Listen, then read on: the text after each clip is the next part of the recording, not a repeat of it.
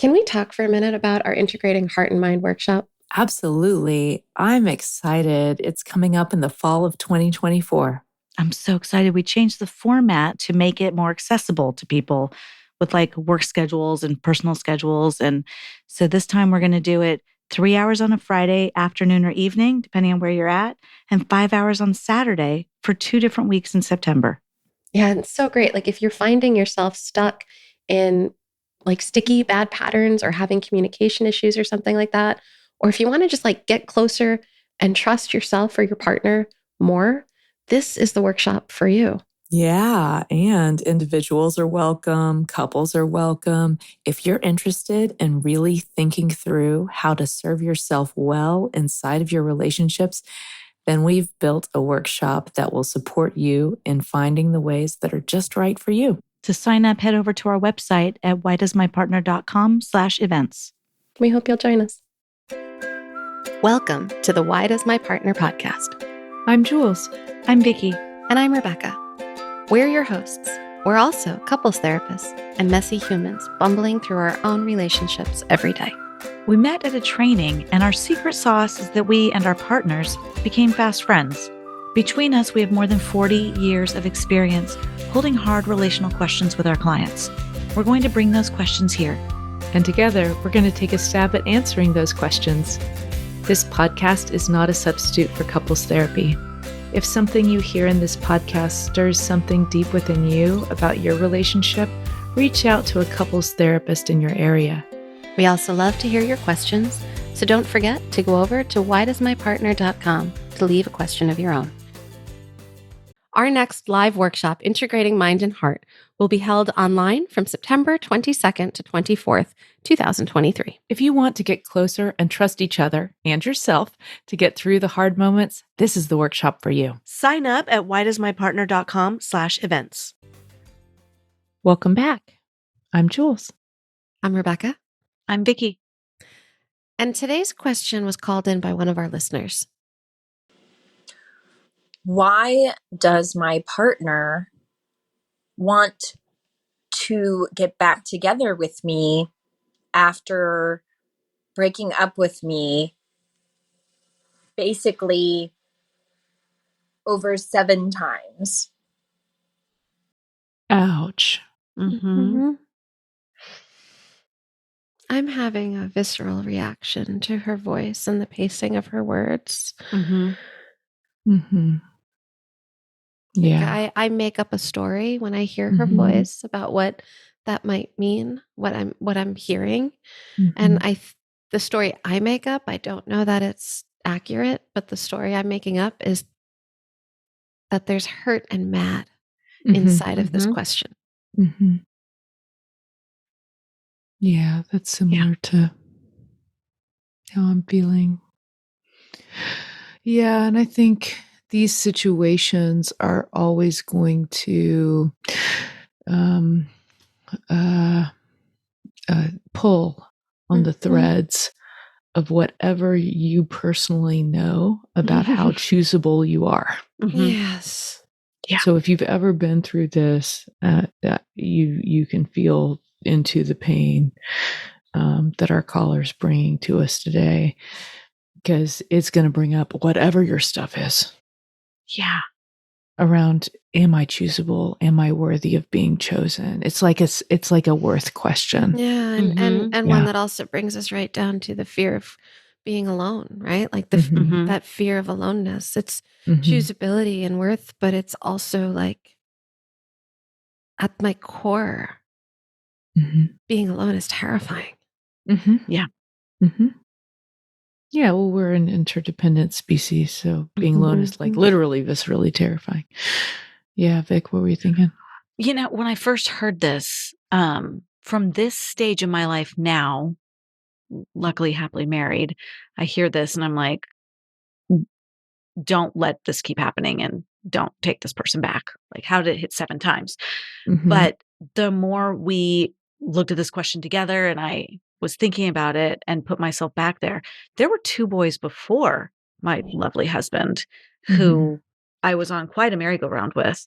And it's almost like they're, and I can't speak for the caller, but it was the like, let me go. Like, if you're going to break up with me, let me go. And by the way, they didn't even break up with me because we weren't dating. It was more like unrequited crushes. But they couldn't just walk away from me either. I am vaguely in touch with both of them now, so I know their reasons. But to be on the receiving end of that was so painful, like you both are saying, so painful. And so there's a longing of like, if you don't want this, go already. Yeah. Yes. Yeah. And don't come back again. But then they come back. Well, and some of that, I really do want. I took them back. Yeah, exactly. And I wanted them so much, and I was so afraid I wouldn't be chosen by someone else. Sometimes is part of that too. Yeah. I don't know if that's true for this caller, but that can often be part of that. That was true for me. And it can too be just, I really deeply believe of being in love. That one person is a real thing. So like, if I have a chance to keep that going, if I'm really in love with you, of course I'll take you back, but stop breaking my heart over and over again. Yeah. So I'm going to add a little vulnerable touch in here. And that's that sometimes we're learning what love is as we go. Like, we don't know it. It's hard to recognize. It could even be overwhelming. Right. And so I know inside of my marriage with my husband, I dumped him twice before we got together for the third time, which is the time we're like in many different shapes and forms, 17, 20 years later, still inside of. But there were two early, like, no, we're ending this and then starting again. And then, no, we're ending this and starting again. And I'm thinking about that as like my young nervous system was titrating and learning something about what relationship is, what love is, what this feels like, and is it safe, and can I be inside of it? And like, there were so many learnings, right? And I had those with other guys before him, and they were different, right? Because like they were different people, right? Like I was exploring and learning, like, who am I in relationship? A lot of who I was at that young age was who I was told to be. Right? So I was like trying things and not sure of like, do I like this, or was I told not to like this? Or, right? Like, so there's so many different kind of learning edges. And I don't know how old these callers are. I don't know what their lived experiences are. I don't know kind of like what learnings about relationships live inside of both of their nervous systems. But I know that inside of my nervous system at a young age, I was titrating relationship. I was learning something, and I had to learn it in bits and pieces and absorb it and digest it, and then be like, oh, I do want more of that. And right. Like, so that was. So for your why, if it were you answering the why question, why do I dump him and then go back? You would be answering, and probably not. Well, not consciously then. Let's be aware of that. Right, years later. But now you would say, well, I was learning to be in relationship. I was titrating relationship. And I want to throw out another possibility about the why, because I don't want to ignore this question around why would this be happening. I think sometimes people do this because they're avoiding grief. Yes. So maybe they're feeling trapped, or maybe they have some commitment stuff, like commitment means trapped to them, that it's not the same. That commitment and trapped are one and the same for some folks. Like the ball and chain. Like ball and chain. Yeah, exactly. No, exactly. That, tied to something. That is this big phrase for a reason. Because this is not an unusual overcoupling between trapped and commitment. Okay, so let's imagine that that's happening. And then I'm freaking out because I feel trapped. Then I break up. Now I'm alone. I'm terrified that I'm going to be alone forever. Oh, so I'm, rather than deal with that fear or deal with the grief of losing you, I don't want to deal with those feelings. And so rather than deal with those feelings, I'm going to put this problem in your lap and come and beg to get you back. And I don't want us to leave this conversation without acknowledging that that kind of ambivalence hurts a ton. And I Yes. think when you're the one doing the ambivalent stance, it can be really easy to get into your experience and not think about how cruel it can be to put this into the other person's lap. How much it hurts to, I want you, I don't want you. I want you, I don't want you. It's, there's a phrase out there that who knows who said it first. It's been traveling around AA circles forever, but clear is kind. And unclear is unkind. And the idea is that sometimes we get into well, I just don't know, and I'm trying to protect your feelings, and I'll kind of fudge around what it is that I really want because I'm going to be nicer about it. And in all of that, whether it's going back and forth or not being honest about what's really going on for you, you end up not being clear and cause more pain than you would have caused if where you just actually just told the truth about what's happening for you. So if you're a person who maybe is learning love in that way, like Becca was talking about, or maybe is really holding a ton of ambivalence about your relationship. But I'm thinking about different couples I work with who threaten divorce regularly. Oh, yeah. That's the same kind of ambivalence. It's not actually breaking up and coming back, but it is a very similar pattern. Yeah. And it has a cost. Man. It has a huge cost. That's what I want to see you turn on. I want us to notice the cost, and I want us to notice, like, I'm in this jam, right? Because like I have great empathy for like for the fact that this is cruel to do to another, and like understanding something about inside the process of like the work I was doing as I was like navel gazing, right? Inside of that process was very much healing and transformative work from the narcissistic background that I grew up inside of, right? Totally. And so I have so much compassion for all of why it, you would be in all of pain enough to do this. Yeah. And my challenge to you, if you're doing this, is pause out of the internal process for a moment and pick your head up and look at the other person and wonder about, if you go back and forth like this, what is this actually doing to them in their heart? And if you're on the receiving end of this, I'm really curious about what would happen if this person comes back again to say, no, I don't want this anymore. I don't know that I could have done that. Yeah, what would happen? I see this in what would you avoid? in so many ways. Like I see it in couples who won't let go.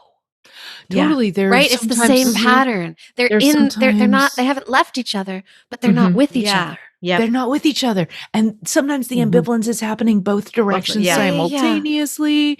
And what would happen if we say, no, I don't want this? And is that actually less cruel? Right. For both of you. For both of you. Yeah, but you say you couldn't have done it. So I couldn't why not? Because Rebecca and James are the exact reason that I couldn't have done it. Because and let me put it out there. If I did not say this publicly, you didn't even know us then. What do you mean? Why are you blaming us? Neither of these boys was a boyfriend. Neither of these boys was like an actual committed, even dating relationship. So this was like unrequited crushes. But anytime that it would resume, my mind, of course, I'm not going to say no, because this time it's going to last, and this time he's going to marry me. So I'm going to take him back every single time, because James was right. The third time you came back, he was right to take you back, because that time it lasted and you got married. So I would have gone through that 7 times, 8 times. Oh my gosh. 10 times, 30 times. You know what? I can't. Okay. So I'd like to say that, but I still remember the last time. Short version is I got like the invitation to resume the roller coaster with one of them, and I didn't. So apparently I did stop, because I'm not married to either of these boys. But I remember getting the email of like, do you want to go see him again? And I remember reading the email going, and this is how it happens. No, I'm not going to go this time. So I did finally stop and say no. And then Gabe didn't come along for 2 years. It's not like 6 months later I got my husband. Yeah. So it was, and that was hard. Was it like a longing to get married for you? Oh yeah. Mine was always a longing to get married. Mm. Yeah. It wasn't yeah. just partnering up or couple. It was like, Mhm. it was my fix-it of my life will be perfect when I'm married. Mm. Oh, It's I'm close, so sorry by that the way. didn't happen for Well, you. it's not 100% perfect. It's not. You both know, like there are a Being lot of married is issues in hard this house. too. There are a lot of issues in this house. Human is hard. But yeah, seriously. Yeah, totally. But it did solve a lot, unfortunately. It did solve. did. Well, no, it can. But the thing is, like, I think sometimes I think there's this quote from Cheryl Strayed. It goes like this: "Be brave enough to break your own heart." Oh, And I think that really can apply in a situation like this. If this feels like it's on your not okay list, this behavior, Mm-hmm. then, if you want to take him back again, take him back again. Mm-hmm. But if it's really on your not okay list, then maybe there's a boundary here. Yeah. It's like, hey, being with you is totally okay with me if we're actually in this. But I got to tell you, you break this off again, there is no coming back next time. This is a boundary for me. But that means I have to be brave enough to break my own heart, and I'm going to go through the grief, Yeah. So I don't have any, there's nothing in me that has any judgment about saying yes again and again. And I do want to hold you gently in maybe a U-turn into your own truth about, is it okay for you to go back and forth, or is it really not? And if it's not, to hold you in the grief of what that means for you.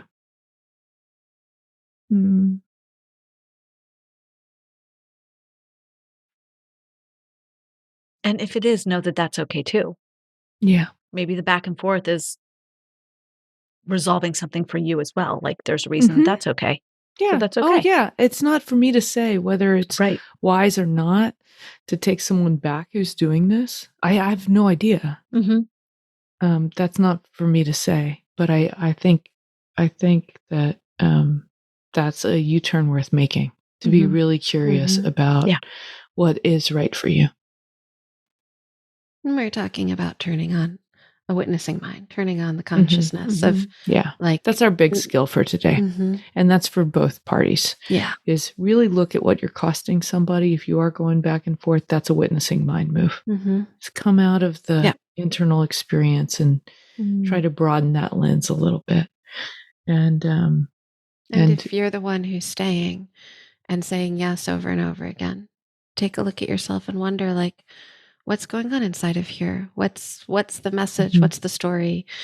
Am I brave enough to break my own heart if I feel like a boundary is being violated here?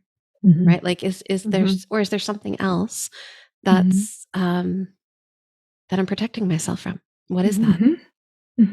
Right? So just to kind of look at this with that curious U-turn. Yeah. Yeah. Good luck. This is a hard one. Yep. Y'all, I'm loving season 5 though. Like, there's something different brewing here, and I'm kind of in love with it.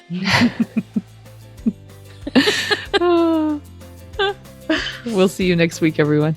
Bye-bye. Take care. That wraps up this week's episode. Join us again next week for another Why Does My Partner? We hope that you continue to listen wherever you get your audio and that you'll follow the show. To go deeper, join us at one of our workshops. You'll find our next date at whydoesmypartner.com. Did you know you can ask us your questions? Your questions are relational gold. Go to whydoesmypartner.com to either write in or record your question for a future episode. And here are some gratitudes. Thanks to Al Huberman, our sound editor and podcast production magic maker. Thanks to every one of you who has joined us for our workshops in the past. We've learned so much from all of you. And thanks to everyone who's reviewed the show on Apple Podcasts. Your reviews help others to find the show. Take care of each other best you can. See you next time.